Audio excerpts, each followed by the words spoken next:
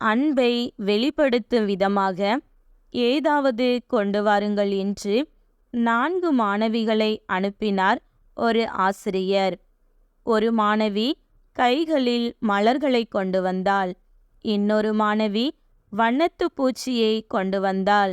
மற்றொரு மாணவி ஒரு குஞ்சு பறவையை எடுத்து கொண்டு வந்தாள். முதலில் கிளம்பி போன மாணவியோ வெறுங்கையோடு வந்தாள். ஆசிரியர் மாணவியை பார்த்தபோது, "நீ ஏன் எதுவும் கொண்டு வரவில்லை?" என்று கேட்டார். அதற்கு அந்த மாணவி, "நானும் மலரை பார்த்தேன், அது அழகாக இருந்தது. அதை பறிக்க மனதில்லாமல் செடியிலேயே இருக்கட்டும் என்று விட்டுவிட்டேன். வண்ணத்து பூச்சியை பார்த்தேன், அதுவும் அழகாக பறந்து கொண்டிருந்தது. அது சுதந்திரமாக பறக்கட்டும் என்று விட்டுவிட்டேன். குஞ்சு பறவையை பார்த்தேன், தாய் பறவை அதை தேடுமென்று விட்டுவிட்டேன்" என்று மிகவும் அன்போடு கூறினாள். உடனே மாணவியை அணைத்து கொண்ட ஆசிரியை சொன்னார், "அன்பு என்றால் இதுதான்.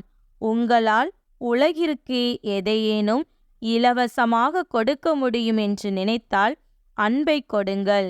ஏனெனில் உலகம் அதற்காகத்தான் அதிகமாக ஏங்கிக் கிடக்கிறது" என்றார். ஆம் பிரியமானவர்களே, எபேசியர் 5ஆம் அதிகாரம் 2ஆம் வசனத்தில் கிறிஸ்து நமக்காக தம்மை தேவனுக்கு சுகந்த வாசனையான காணிக்கையாகவும் பலியாகவும் ஒப்புக்கொடுத்து நம்மில் அன்பு கூர்ந்தது போல நீங்களும் அன்பிலே நடந்து கொள்ளுங்கள் என்று கூறப்படுகிறது.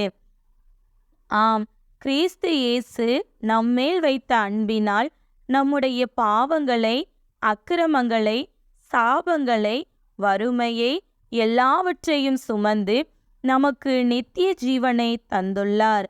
அவருடைய அன்பு விலையேற பெற்றது. எத்தனை அன்புள்ளவராக இருந்தாலும் ஒருவருக்காக ஒருவர் மரிப்பதில்லை. ஆனால் நமக்காக உயிரையே கொடுத்த இயேசுவின் அன்பை போல நாமும் ஒருவரை ஒருவர் அன்பு செய்வோம்.